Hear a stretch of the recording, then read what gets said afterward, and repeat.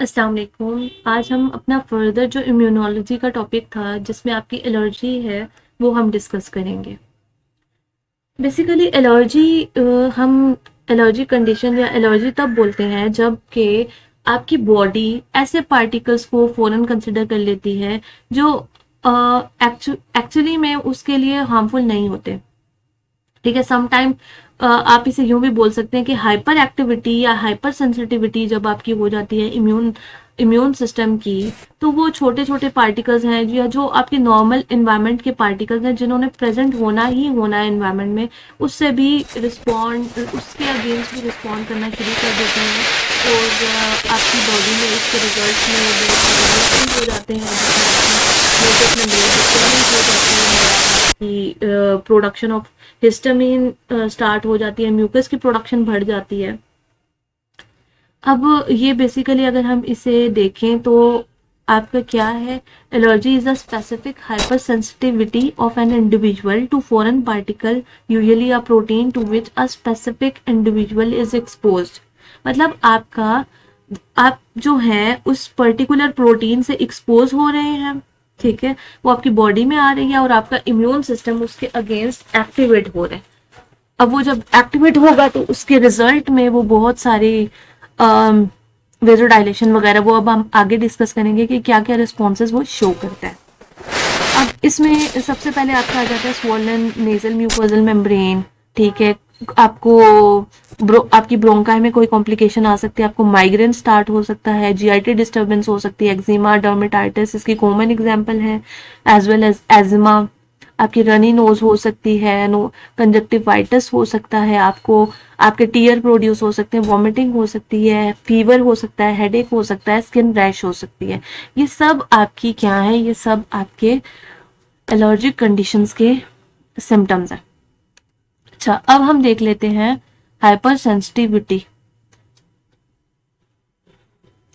जैसे कि अभी हमने डिस्कस किया कि आपकी इम्यून सिस्टम की हाइपर सेंसिटिव हो जाता है और जो आपकी जिन एंटीजन से आपका रेगुलर एक्सपोजर है उसके अगेंस्ट भी रिस्पॉन्ड करना स्टार्ट कर देता है। इसे हम एग्जेजुरेटेड रिस्पॉन्स भी कहते हैं और इनएप्रोप्रिएट इम्यून रिस्पॉन्स भी बोलते हैं, जो कि सर्टेन इंडिविजुअल में तो शो होता है और बाकी में शो नहीं होता।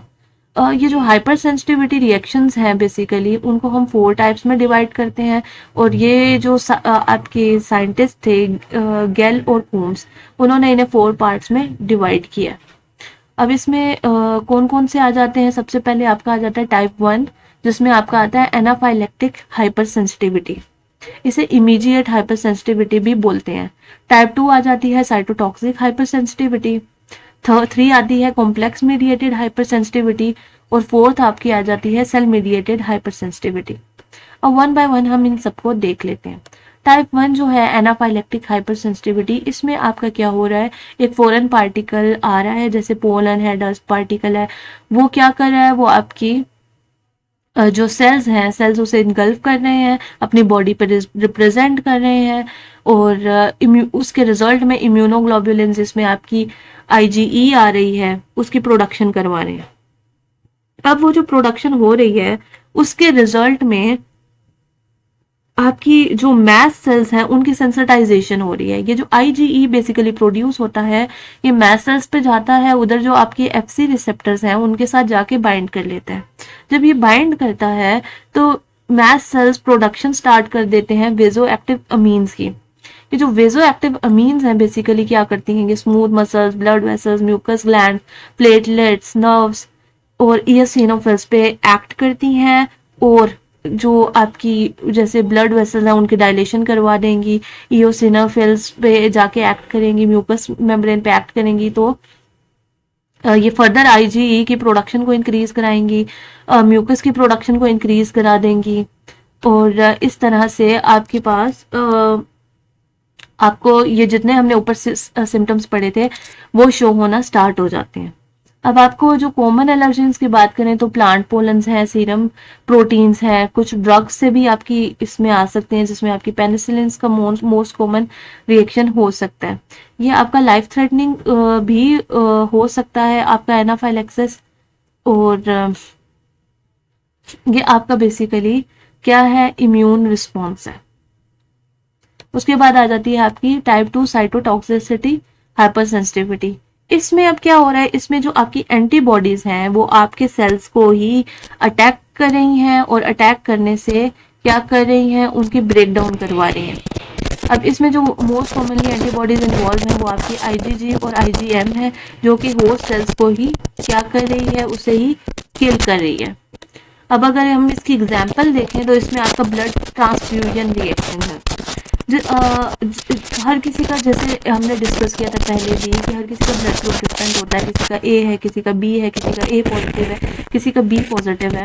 डिपेंडिंग ऑन दैट टाइप उसकी बॉडी में उसके पैरेलल एंटीबॉडीज प्रेजेंट होती हैं।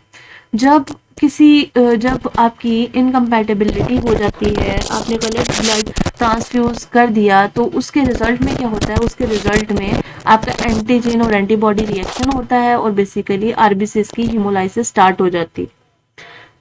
सेकंड आपकी डिजीज लिखी है हीमोलाइटिक डिजीज ऑफ न्यूबॉर्न, जिसमें आपका एरिथ्रोब्लास्टोसिस फ्यूटैलिस आता है। एरिथ्रोब्लास्टोसिस फ्यूटैलिस में भी यही होता है कि बेसिकली मदर का और बेबी का ब्लड ग्रुप चेंज होता है, और मदर की एंटीबॉडीज बेबी में आ जाती हैं, और बेबी की किलिंग स्टार्ट कर देती, बेबी के आरबीसीज की किलिंग स्टार्ट कर देती हैं। नेक्स्ट आपका आ जाती है ऑटो इम्यून डिसऑर्डर्स, जिनमें आपकी एंटीबॉडीज क्या करती हैं, आपकी सेल्स को टारगेट कर देती हैं। टारगेट करेंगी तो उसके रिजल्ट में आपकी सर्टेन डिजीज आ सकती है, जिसमें आपका थ्रोम्बोसाइटोपिनिया आ जाता है, जिसमें आपकी प्लेटलेट्स की डेफिशिएंसी हो जाती है, ए ग्रैन्युलोसाइटोसिस, जिसमें आपके जो आपके ग्रेन्युलोसाइट्स हैं उनकी डेफिशिएंसी हो जाती है। मिस्थीनिया ग्रेविस में बेसिकली आपकी जो ये सेल्स है, इम्यून सेल्स, ये आपकी जो नर्व और मसल्स के जंक्शंस हैं उनको बेसिकली उनके जो स्टिम्युलेशंस के पाथवेज हैं उधर जाकर उनकी को इफेक्ट करते हैं, उनकी किलिंग करवाते हैं। तो ये जो ट्रांसमिशन का प्रोसेस है ये खराब हो जाता है, और आपकी मसल वीकनेस स्टार्ट हो जाती है। अच्छा, देन आपका आ जाता है टाइप 3। टाइप 3 में आपका क्या है, ये आपका है इम्यून कॉम्प्लेक्स हाइपर सेंसिटिविटी। इसमें क्या हो रहा है, इसमें बेसिकली एंटीजन और एंटीबॉडीज मिलके कॉम्प्लेक्सेस बना रहे हैं, और वो जो कॉम्प्लेक्सेस बना रहे हैं वो आपकी बॉडी में डिपॉजिट हो रहे हैं। डिपॉजिट कहाँ कहाँ हो सकते हैं, आपके ब्लड वेसल्स में हो सकते हैं, आपकी किडनी में हो सकते हैं, आपके जॉइंट्स में हो सकते हैं, आपके लंग्स में हो सकते हैं, आपकी स्किन में हो सकते हैं। इसमें जो आपकी कॉमन एग्जाम्पल है वो आपकी सीरम सिकनेस, अर्थस रिएक्शन है, रियोमेटॉइड अर्थराइटिस है। अब ये जो सीरम सिकनेस है ये कब होता है, और अर्थस रिएक्शन कब होता है, ये तब होते हैं जब आपको यूजुअली वैक्सीन लगाई जाती है।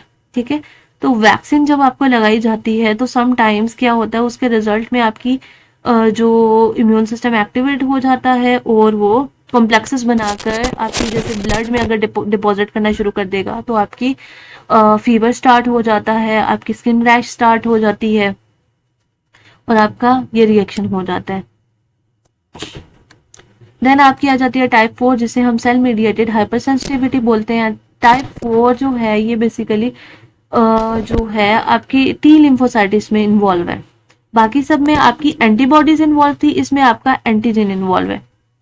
अच्छा, इसमें क्या होगा, इसमें टी लिम्फोसाइट्स जो होते हैं आपका सबसे पहले आपका मैक्रोफेज आता है। मैक्रोफेज आपकी बैक्टीरिया को उसने क्या किया, किल किया, अपनी बॉडी पे रिप्रेजेंट किया, और जाकर एक्टिवेट कर दिया टी लिम्फोसाइट्स को। टी लिम्फोसाइट्स ने फर्दर उनकी रिप्रेजेंटेशन की अपनी बॉडीज पर, और फर्दर प्रोडक्शन करवाई हेल्पर टी सेल्स की। अब ये जो हेल्पर टी सेल्स हैं ये क्या करेंगे, ये जाकर बाइंड कर जाते हैं वो जो रेस्टिंग माइक्रोफेजेस हैं उनके साथ। ठीक है, उन्हें एक्टिवेट कर देते हैं, और इसी तरह से ये इम्यून रिस्पॉन्स को क्या करते हैं, एक्टिवेट कर देते हैं। अच्छा, अब इसके रिजल्ट में होता क्या है, इसके रिजल्ट में ये होता है कि टी सेल्स की एक्टिवेशन, टी सेल्स की जब तक एक्टिवेशन नहीं होती तब तक आपको कोई सिम्टम्स शो नहीं होंगे, लेकिन उनकी जब एक्टिवेशन हो जाती है 18 से 24 घंटे के बाद, तो 2-3 तो उसके बाद आहिस्ता आहिस्ता आपके सिम्टम्स भी अपेयर होने शुरू हो जाते हैं, और आपकी फिर ये क्या होता है कि 2-3 डेज में आपके प्रॉपर जो है इसकी फुली एग्रीवेट हो चुका होता है। अब इसमें कौन कौन सी एग्जाम्पल है, इसमें आपका जो एंटीजन आता है ना उसमें आपके मेटल हो सकते हैं, कॉस्मेटिक प्रोडक्ट्स हो सकते हैं, आपके माइक्रोब्स हो सकते हैं, कोई प्लांट प्रोडक्ट हो सकता है, उन सबको ये फौरन कंसिडर करता है। ठीक है। इसमें जो कॉमन एग्जाम्पल अगर हम देखें तो आपकी जो स्किन एलर्जी होती है, डर्मेटाइटिस वगैरह, जो सर्टेन केमिकल से या कॉस्मेटिक से हो सकती है, वो इसकी एग्जाम्पल है। उसके अलावा आपकी एलर्जिक कंडीशन सर्टेन, वो भी इसी की एग्जाम्पल में आ जाती है।